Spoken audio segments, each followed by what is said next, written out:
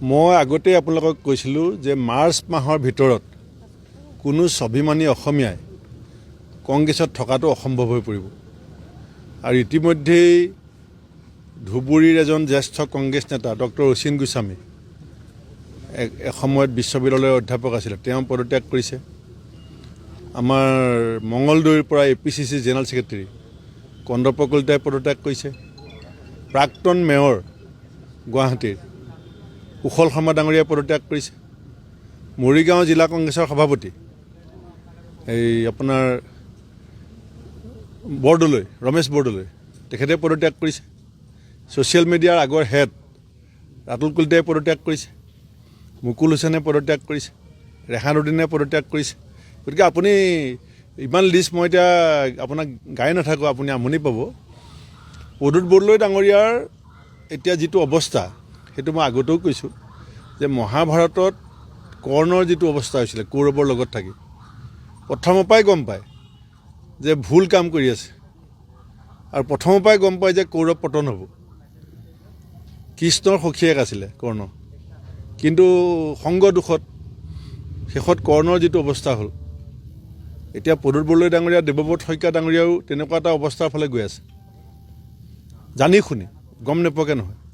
কাৰণ মই প্ৰেচিডেণ্ট থাকোঁতে ৰাহুল গান্ধী ডাঙৰীয়াৰ লগত যিখন মিটিং হৈছিলে তাত ৰকিবুল হুছেইনে কৈছিলে যে প্ৰদ্যুৎ বৰদলৈক নগাঁৱলৈ মই আনিছিলোঁ, মই জিকাইছিলোঁ।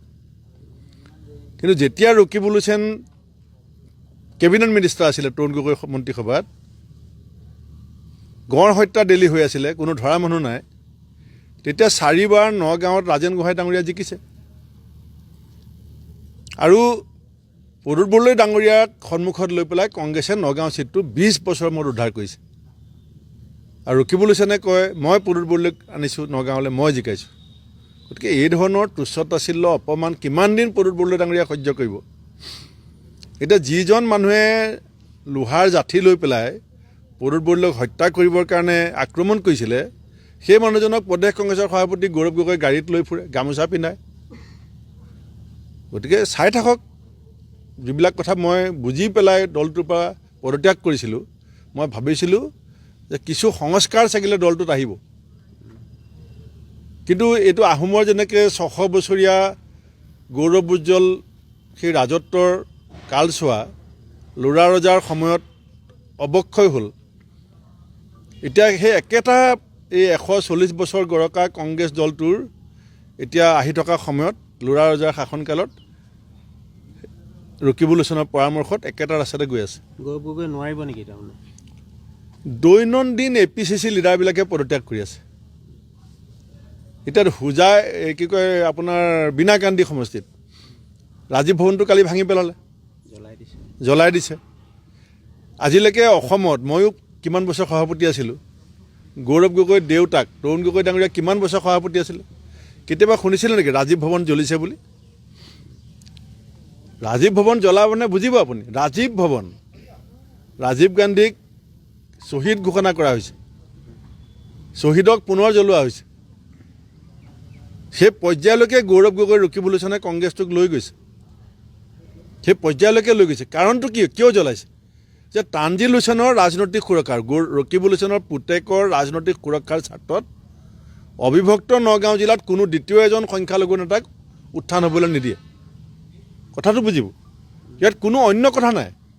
যে অবিভক্ত নগাঁও জিলাত ভৱিষ্যত প্ৰজন্মৰ নেতা হ'ব লাগিব ৰকিবুল হুছেইনৰ পুত্ৰ। দ্বিতীয় কোনো সংখ্যালঘু নেতা অবিভক্ত নগাঁৱৰ পৰা ওলাব নোৱাৰিব। ওলাবলৈ বিচাৰিছে, কৌশলগতভাৱে তেওঁক ৰাজনৈতিকভাৱে হত্যা কৰি দিয়া হ'ল। আৰু তাৰ ক্ষোভৰ বহিঃপ্ৰকাশ ঘটিল ৰাজীৱ ভৱন অগ্নিকাণ্ড। গতিকে এইটো দল ক'লৈ গৈ আছে অসমৰ ৰাইজে চাই আছে। এই দলটোৰ পৰা মই ওলাই আহোঁতে যিসকলে মোক কৰ্কথনা কৰিছিলে, যিসকলে মোক বিভিন্ন ধৰণে তুচ্ছ তাচ্ছিল্য কৰিছিলে, এতিয়া প্ৰদ্যুৎ বৰদলৈ ডাঙৰীয়াৰ চিঠিখনৰ পাছত তেওঁলোকে এতিয়া আকৌ পুনৰ পৰ্যালোচনা কৰক প্ৰদ্যুৎ বৰদলৈ ডাঙৰীয়াক কি বিশেষণেৰে তেওঁলোকে বিশেষিত কৰিব।